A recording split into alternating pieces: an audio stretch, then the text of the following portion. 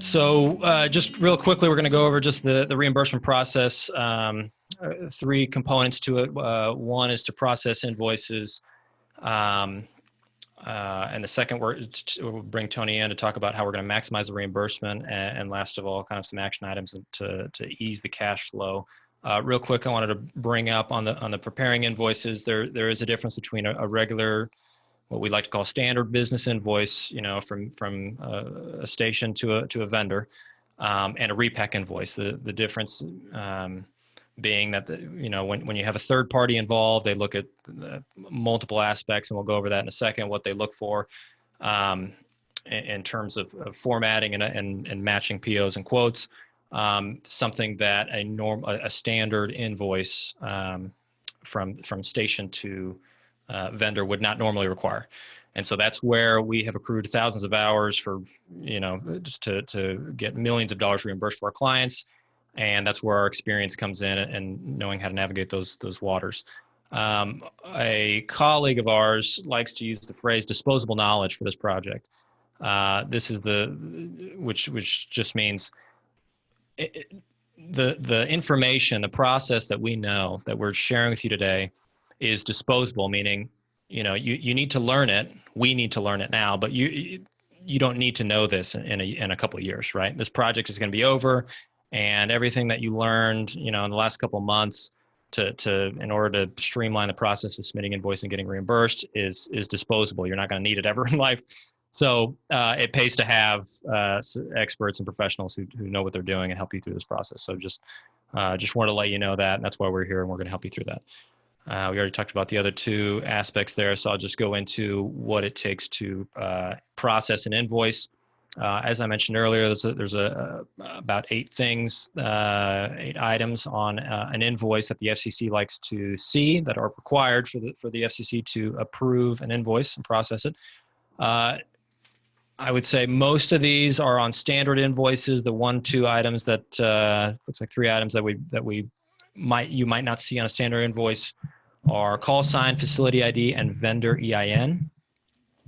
Now, those items we can add afterwards, but you need to know them, and if you can get them ahead of time from the vendor on the original invoice, that always helps out.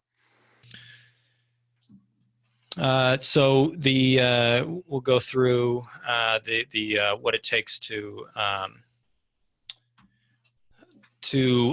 actually submit the invoice. We need to combine that with the original quote or matching PO. Now, matching, there's a couple components to that. The line number needs to match, the description needs to match, the amount needs to match. So for example, you can't get a quote for a 2 kilowatt and submit an invoice for a 1 kilowatt, even if it's less. Those items need to match. And so if you don't have that, if you just have the invoice, we'll be going back to the vendor to request a matching quote. The FCC, again, it's just one of those things that the FCC likes to see before they process it. Reasonableness. This is a term that the FCC likes to use when reviewing invoices and really just funds requests in general. You may have already seen an email from the FCC. We've gotten word from a couple of our clients that they've already seen a couple emails from the FCC stating that they have reviewed the reasonableness and verified, a certain amount based on the total funds requested. Tony will talk about that in a little bit. There's a couple considerations you need to take into account before you want to receive that FCC email, and even just throughout the process of submitting invoices, just some other considerations. The corrections. And this is where if as stated earlier, if you have let's say a invoice for a 2 or a 1 kilowatt transmitter, you have a quote for a 2 kilowatt. Those are one of the corrections that we could make by going to the vendor and having the vendor provide an updated invoice or an updated quote to match the invoice. There are what we call in-house corrections. They're small, maybe typos, adding a call sign to an invoice. Again, we all have Adobe PDF editor that we can edit it and put it in. We're not changing amounts. We're not changing, bill twos or anything like that. It's just to small formatting changes that the FCC likes to see. Anything other than that, we may require a vendor or the station get involved to make sure that the invoice matches what actually occurred. If any of the two, an in-house correction or a vendor correction, require further explanations, that's where, again, we help you through that, and we will provide a cover letter. Usually the FCC likes to see cover letters or explanations kind of describing the difference between maybe a line item that was included on the quote and not on the invoice. Another example would be freight charges not on the quote, could be on the invoice, sales tax, things like that. Again, we'll help you through that, and depending on what you've hired us for, that should be almost little to no interaction on your part required. The next step would be to, after we have processed the invoice, formatting, and made any changes, corrections necessary, we'll upload to the 399. Now, this is the same 399 that you originally submitted in LMS. So, obviously we still have your LMS credentials. We haven't done anything up until this point. But once we start submitting invoices, we go in and upload the invoices that have already been, that we've, put our stamp of approval on.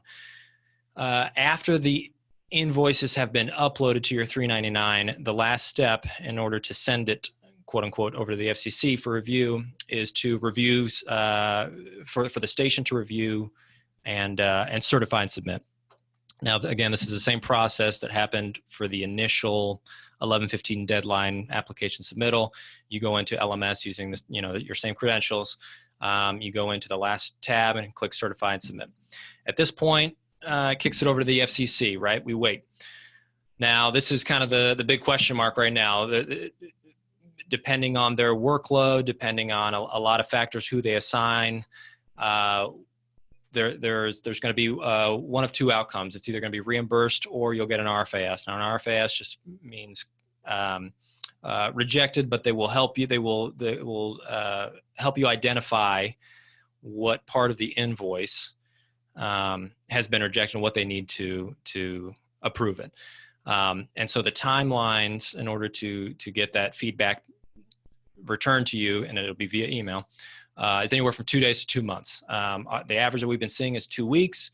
Now this is, for the full powers, for the low powers, we're almost doubling the workload, and we don't believe that they've staffed up. So it's something you're going to keep an eye out for. It could stretch a little bit more in the coming months. We're really not sure yet because we have a good rapport with the folks there, but again, once they open those floodgates, they could be backed up just a little bit.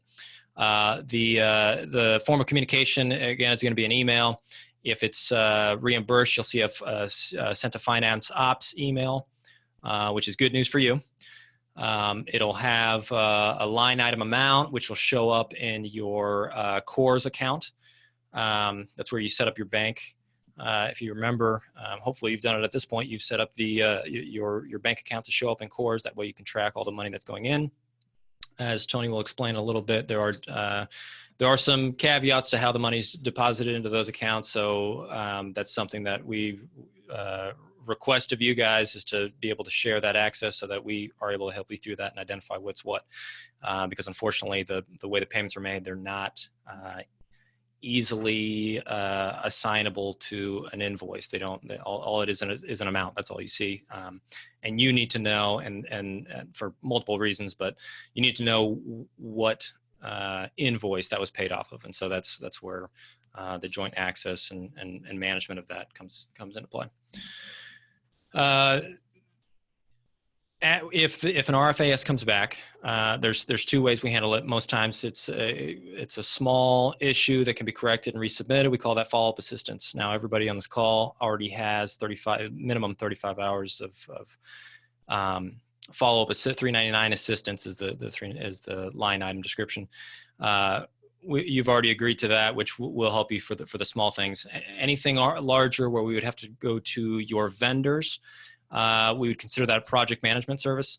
Now, again, it's PM hours, billed at the same rate, 154, and again, those dollars are already requested in your 399. So it's not like you really have to worry about it. You just have to let us know, and we'll let you know if we come into an issue where something falls out of our scope, but you still have funds in your 399 for it. The fee structure, there's 3 line items that the PM kind of encompasses. The first is the submittal, the prepare, review 399 form. We've already completed that. The 399 assistance, which we already talked about, and the project management, the transition. One of the other services that we provide is that, and Tony will talk about it in a second, but the project management, it can be expanded to include multiple facets of the transition. Now, project management in general, internal costs are not going to be reimbursed, and so a lot of times stations find it prudent to hire an outside third party, a vendor like us, to manage vendors and the process, installation, schedules, finances, all of the facets of a typical PM will be managed under that. And again, we can talk about more about that later, or individually if you'd like. But know that there are funds in your requested 399 for it, so it's should be covered. The way we manage the workload that we have now, we're managing a large number of full power stations, and we added on the LPTVs.